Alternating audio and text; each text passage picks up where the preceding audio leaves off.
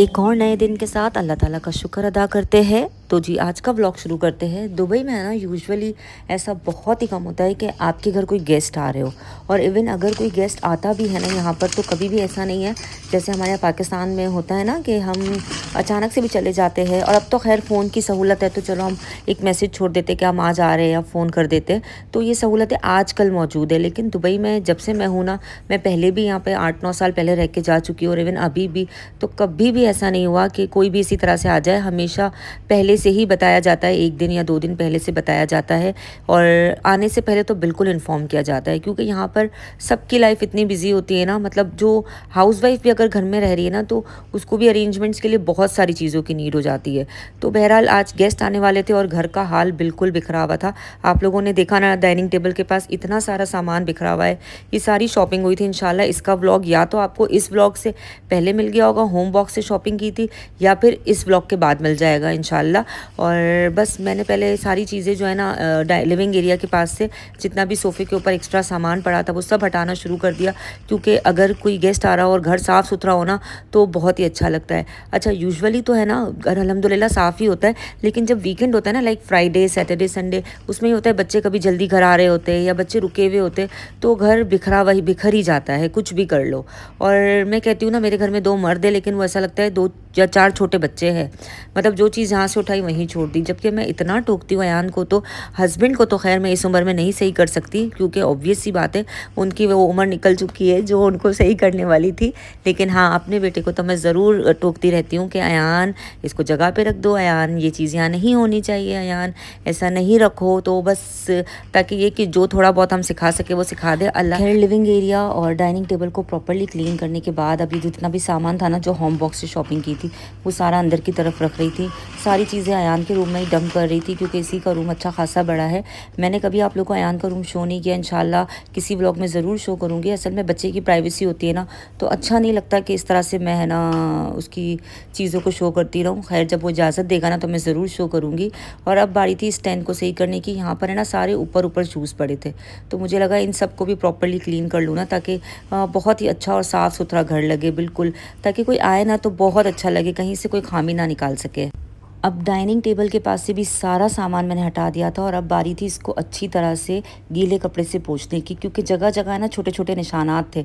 तो मुझे लगा इसको अच्छी तरह से पहले गीले कपड़े से और बाद में ड्राई कपड़े से पोंछ लिया जाए। असल में कलर वाइट है ना, तो इसका मेंटेनेंस थोड़ा मुश्किल हो जाता है, लेकिन खैर अल्हम्दुलिल्लाह हो जाता है। अच्छा ग्लॉसी सा है, मतलब बहुत ज़्यादा मेहनत नहीं करनी पड़ती इसको क्लीन करने के लिए। अच्छा, वो पुराने वाले मैट तो इतने गंदे हो गए थे ना, तो वो बहुत बुरे लग रहे थे। तो मेरे पास ये वाला मैट है ना, आप लोगों ने देखा है यूजुअली त्योहारों पे, मतलब ईद वगैरह पे जब भी कोई ओकेजनली होता है मैं इसी को बिछा लेती हूँ। तो बस मैंने फिर इसी को बिछा लिया, पूरा टेबल क्लीन कर लिया, सारा एक्स्ट्रा सामान हटा लिया, ताकि जब हम लोग नाश्ता वगैरह सर्व करें ना तो वो सारी चीज़ें प्रॉपरली रह सके।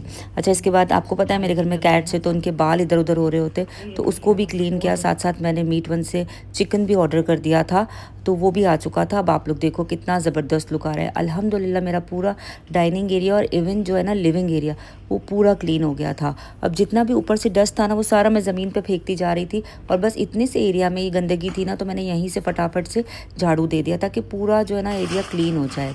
अच्छा, अब मैंने ना क्या किया, नून से है ना टैंक मंगवा लिया था, क्योंकि टैंक ख़त्म हो गया था। और सेकेंडली है ना मेरे पास सर्विंग प्लेट्स नहीं थी। आप लोगों ने देखा है मेरे पास जो नॉर्मली डिनर सेट की जो प्लेट्स होती है ना घर में, वही थी। प्लास्टिक वाली सर्विंग प्लेट्स बिल्कुल भी नहीं थी, और मैंने कभी ली भी नहीं, क्योंकि ऐसा इत्तेफाक भी नहीं हुआ। बस घर में जो है मेरे बच्चे बच्चियाँ मतलब भांजे वगैरह ही आते, तो इतनी नीड नहीं हुई थी। लेकिन अब आज जब गेस्ट आ रहे थे तो डेफिनेटली इसकी ज़रूरत थी। तो मैंने फटाफट नून, यहाँ पर एक ऐप है, वहाँ से 15 मिनट में ये आ जाता है। मुझे लिटिल बिट एक्सपेंसिव मिला, लेकिन इस वक्त मेरी ज़रूरत थी तो मैंने मंगवा लिया। ये मुझे 48 दिरहम का मिला, लेकिन ये मैंने 20 दिरहम में भी देखा था नेस्टो पे।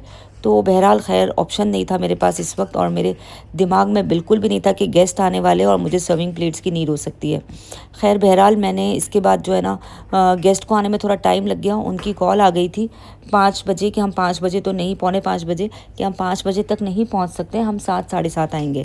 तो बस मैंने सोचा चले अब मैं डिनर की तैयारी कर लेती हूँ। तो आज डिनर में बनाना था वो जो मैंने बनाए थे ना ब्रेड रोल, आप लोगों ने देखा था रमज़ान में, बस वही बना रही थी। तो मैंने साथ साथ क्या किया कि आटे को गूंद के मैंने कहा इसको मैं रख देती हूँ ताकि ये जो है ना अच्छे से ना राइज़ हो जाए। तो ऑलमोस्ट मैंने कहा 1 डेढ़ घंटा अगर रहेगा तो अच्छी तरह से राइज़ हो जाएगा। बस आटे के अंदर मैंने ज़्यादा कुछ नहीं डाला था, मेरे पास है ना मिल्क नहीं था और बिल्कुल मुझे ख्याल नहीं रहा कि मैं ऑर्डर करूँ। तो मेरे पास नीडो के साशे पड़े थे, नहीं सॉरी एवरीडे के, तो मैंने बस 2 साशे वो ऐड कर दिए, साथ में इसमें ईस्ट ऐड कर दिया, जो इंस्टेंट ईस्ट होता है ना वो, और थोड़ा सा सॉल्ट। अच्छा, मैंने बहुत वीडियोस में देखा था कि लोग है ना शुगर भी ऐड करते, बट मैं शुगर नहीं करती। और बस इसको अच्छी तरह से गूंदती रही। मैदे को ज़रा समेटना मुश्किल होता है, लेकिन जब हम गूंदते जाते हैं ना तो वो सिमटता जाता है ऑटोमेटिकली। बस एंड में मैंने थोड़ा सा ऑयल लगाया और इसको सेट किया और इसको राइस होने के लिए रख दिया। अच्छा, राइस करने के लिए मैंने क्या किया, इसके ऊपर मैंने ये किलिंग रैप लगा दिया था ताकि, और इसको जो है ना मैंने माइक्रोवेव में रख दिया था। आप लोगों ने मेरी ये वाली रेसिपी पहले भी देखी होगी, तो आप लोगों को इतना गौर से खैर देखने की ज़रूरत नहीं है। अब इसको मैंने राइस करने के लिए रख लिया। साथ साथ मैंने कहा अभी गेस्ट के आने में टाइम है, तो मैं जितना भी डिनर का काम है ना वो सारा पहले ही करके रख लेती हूँ ताकि डिनर आए ना, सॉरी गेस्ट आए ना, तो मैं उनको अच्छे से मतलब वेलकम कर सकूँ, मुझे डिनर की टेंशन ना हो। खैर उनको आना तो सिर्फ आधे घंटे के लिए ही था, लेकिन फिर भी ऐसा होता है कि काफ़ी सारी चीज़ें हो जाए ना तो मुश्किल नहीं होती है। साथ साथ मेरा आटा मैंने रख दिया था राइस करने के लिए। चिकन पे मसाला लगा के उसको भी मैरिनेशन करके मैंने फ्रिज में रख दिया था, क्योंकि 1 डेढ़ 2 घंटे में अच्छे से मैरिनेट हो जाएगा। और मैरिनेशन के लिए मैंने सिर्फ इसमें कुटी हुई मिर्ची, स्टीम मसाला और थोड़ा सा हॉट सॉस डाला था, मतलब नैंडोस का, और ये अपना जो है ना गार्लिक चिली, जो गार्लिक पेस्ट होता है ना, चिली गार्लिक पेस्ट, वो डाला था। और 1 टेबलस्पून भर के मैंने इसमें तंदूरी मसाला डाल दिया था और सॉल्ट भी डाल दिया था, ठीक है। बाकी सारा मसाला डाल के मैंने इसको फ्रिज में रख दिया था और किचन के काउंटर टॉप को अच्छी तरह से क्लीन किया। और अब मैंने निकाला था अपना सर्विंग सेट, मतलब जो भी था ना, कांच की प्लेट्स थी, बोल्स थे, ये सब निकाला। अच्छा, अब ये ना अयान आ गया था किचन में, क्योंकि गेस्ट आ चुके थे और मैं उनके पास बैठ गई थी। तो अयान ने कहा अम्मा आप बैठो ईजी होकर, मैं जो हूँ ना सारी चीज़ें निकाल लेता हूँ। बस फिर मैं जब तक गेस्ट के पास थी ना, तब अयान ने सारी चीज़ें निकाल ली थी। अल्हम्दुलिल्लाह बहुत अच्छे से इसने अरेंज किया था, माशाल्लाह माशाल्लाह। और बस अब गेस्ट जा चुके थे, और वही हम देसी घरों में ना कि गेस्ट के जाने के बाद टेबल पे बैठ के जो बचा हुआ खाना होता है ना, मुझे पता है हम सब ऐसे ही है, सभी ऐसा करते हैं। और फिर मैंने और अयान ने जो भी बचा हुआ था ना वो खाया, थोड़ा सा इंजॉय किया बैठ के। फिर टेबल को अच्छी तरह से क्लीन किया और मैं किचन में आ गई थी खाना पकाने के लिए। तो बस चिकन अच्छे से मैरिनेट हो गया था। मैंने पहले पैन में ऑयल को गर्म किया, इसमें अनियन डाला, अनियन को थोड़ा सा सॉटे किया, मतलब बस बहुत ज़्यादा ब्राउन तो नहीं किया था, थोड़ा सा क्रिस्टलाइज़ किया था। जैसे ही अनियन क्रिस्टलाइज़ हो गया, मैंने इसके अंदर चिकन डाल दिया, ठीक है। मैरिनेटेड चिकन जो था ना वो डाल के अच्छे से इसको भूना बहुत ही अच्छी तरह से। और जब चिकन थोड़ा सा गलने लगा ना, तो मैंने इसके अंदर जो ये बाउल था ना पानी मतलब मसाले वाला, उसका पानी लेके इसमें डाला और इसको ढक के रख दिया, क्योंकि मुझे बिल्कुल गला हुआ चिकन चाहिए था ताकि इसके रेशे रेशे हो जाए ना और इसी में हो जाए। तो बस पानी डाल के मैंने इसको अच्छी तरह से गलाने के लिए रखा, जब तक मेरा आटा भी राइज़ हो चुका था। और आटा निकाल के मैंने तकरीबन 6-7 मिनट तक इसको इसी तरह से मैं गूंथती रही थी, नीट कर रही थी, मतलब ताकि जो है ना अच्छे से ये फूल के अच्छे से ब्रेड बने। अब इतनी देर में ना मेरा चिकन गल चुका था, तो मैंने इसमें जो छोटे वाले क्यूब्स कटिंग किए थे ना, बल्कि बहुत छोटे छोटे वाले कैप्सिकम के, वो डाला और अच्छी तरह से मिलाया। और अल्हम्दुलिल्लाह मेरा चिकन रेडी हो चुका था। और इसके बाद मैंने बस आटे की जो वो गोले बनाए थे ना, गोलियाँ, उससे मैंने उसको बेला और उसमें जो है ना कट्स लगाए अच्छी तरह से। और फिर जिस तरह से मैं फिलिंग करती हूँ ना अपने मसाले को, मैंने उसी तरह से इसमें फिलिंग की बहुत ही अच्छी तरह से।